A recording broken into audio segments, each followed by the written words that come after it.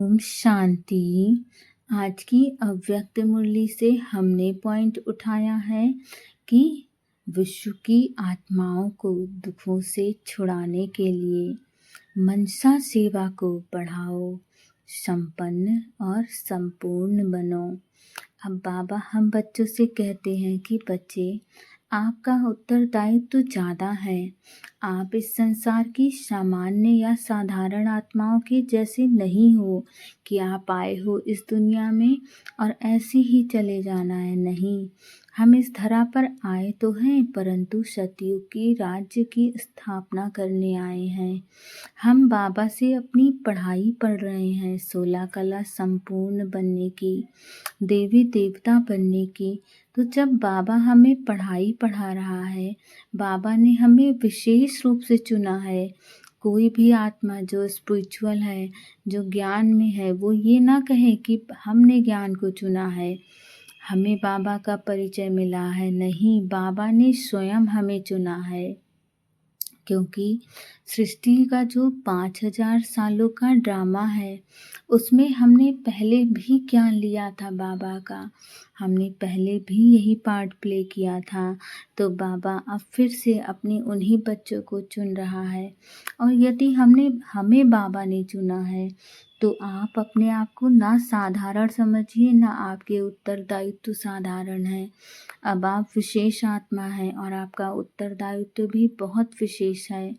तो अब हम यदि विशेष हैं, तो हम कब तक अपने दुखों में परेशान रहेंगे, अपने दुख से दुखी होते रहेंगे, अपने दुखों का रोना रोते रहेंगे? नहीं, अब हमें इन सब को समाप्त करना पड़ेगा।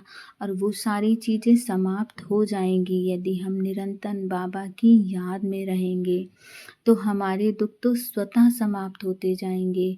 साथ में हम इस संसार की जो आत्माएं दुखी हैं, परेशान हैं, उन्हें भी हम दुखों से छुड़ा सकते हैं, परंतु उसके लिए हमें मनसा सेवा करनी पड़ेगी।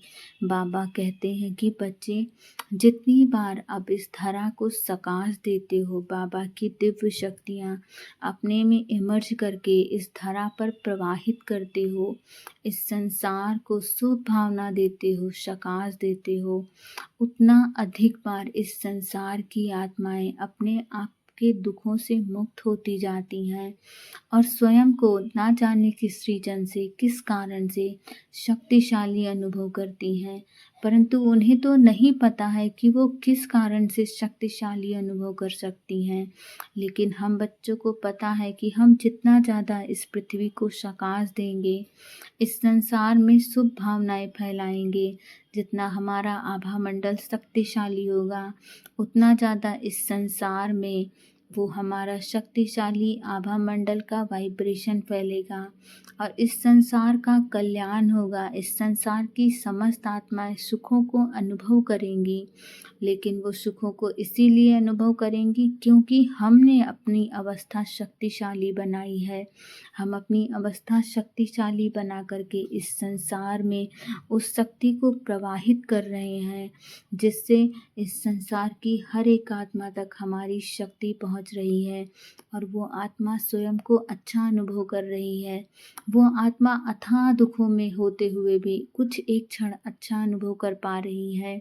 जैसे कोई हम लोग होते हैं, जब तक हम साधारण थे तो हम मंदिर में जाने पर अच्छा अनुभव करते थे कि आज मंदिर गए तो हमारी पूरी ऊर्जा चेंज हो गई, या जितनी देर हम मंदिर में रहे उतनी देर हमें अच्छा लगा।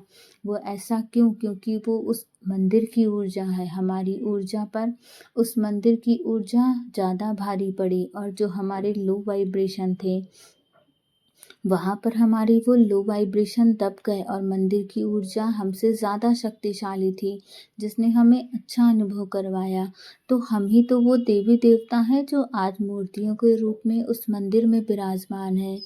तो अब हम सत्य में रूप में वो देवी देवता हैं, और बाबा हम बच्चों को पाठ पढ़ा रहे हैं, तो बाबा के ज्ञान को धारण करके हमें अपने मंशा शक्ति द्वारा बार बार इस संसार की आत्माओं को सकाश देना है, ताकि इस संसार की आत्माएं अपने आप को दुखों से छुड़ा पाएं। और हम जितना ज़्यादा सकाश देंगे उतना ज़्यादा संपन्न बनेंगे। और आप ऐसा मत सोचिएगा कि ये कैसा ज्ञान है बाबा का जो केवल स्पिरिचुअलिटी की बात करता है। ये स्पिरिचुअलिटी की बात नहीं करता है।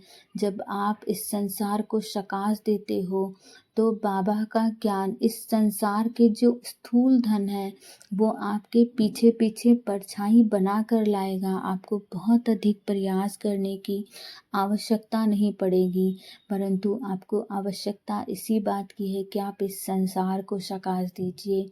जब आप इस संसार के कल्याण की कामना करते हैं तो आपके कल्याण की कामना स्वयं निराकार परमात्मा करता है। ओम शांति।